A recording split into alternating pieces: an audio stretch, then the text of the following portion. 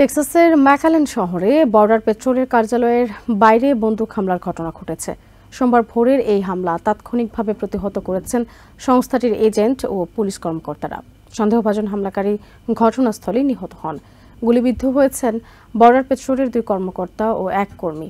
এদিকে এই ঘটনার জন্য ডেমোক্র্যাটদেরই দায়ী করেছেন হোয়াইট হাউসের মুখপাত্র ক্যারোলাইন ডেভিড।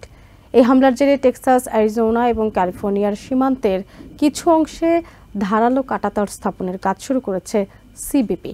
একই সাথে অতিরিক্ত নিরাপত্তা কর্মী মোতায়েন করা হয়েছে।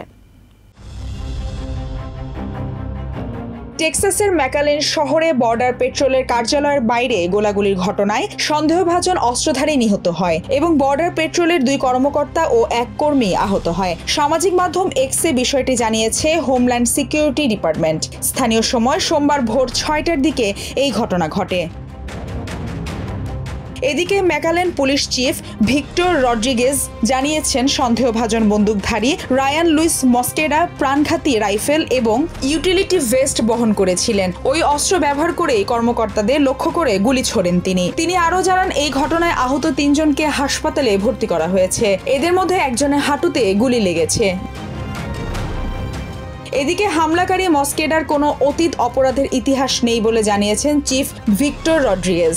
সোমবার ভোর 4টার দিকে ওয়েস্টলাকো শহর থেকে একটি গাড়ি সহ নিখোঁজ হন মস্কেডা। গাড়িটিতে মিশিগানের নাম্বার প্লেট ছিল। এরপর ভোর 6টার দিকে ম্যাকালানে এই কাণ্ড ঘটান তিনি। তাৎক্ষণিক প্রতিক্রিয়ায় হোয়াইট হাউসের মুখপাত্র ক্যারোলাইন লেভিট বলেছেন, আইস ও বর্ডার পেট্রোল কর্মকর্তাদের বিরুদ্ধে ডেমোক্র্যাটদের বিষোদাগারের কারণেই এই ঘটনা ঘটেছে। এ সময় তিনি Congress woman Alexandria Ocasio cartridge সহ অন্যান্য ডেমোক্র্যাটদের প্রতি আইস ও বর্ডার পেট্রোল এজেন্টদের সাথে সাক্ষাতের আহ্বান জানান। বলেন এই এজেন্টরাও 8-10 জন আমেরিকানের মতো খুবই সাধারণ মানুষ। এদিকে সীমান্তে অভিবাসন প্রতিরোধে নতুন পদক্ষেপ নিয়েছে ট্রাম্প প্রশাসন। বেআইনি অনুপ্রবেশ ঠেকাতে এবং নিরাপদ ব্যবস্থা আরও কঠোর করার উদ্দেশ্যে সীমান্ত নিরাপত্তা সংস্থা সিবিপি 2 স্তরের কাঁটাতার বসানোর কাজ শুরু করেছে। কেবল কাঁটাতারই নয়, সীমান্তে বাড়ানো হয়েছে সেনার সংখ্যাও। এছাড়া 24 ঘন্টার ড্রোন ও হেলিকপ্টার দিয়ে সীমান্ত নজরদারিতে রেখেছে টহল বাহিনী। তবে এই সিদ্ধান্তের বিরোধিতাও করেছে একাধিক মানবাধিকার সংগঠন।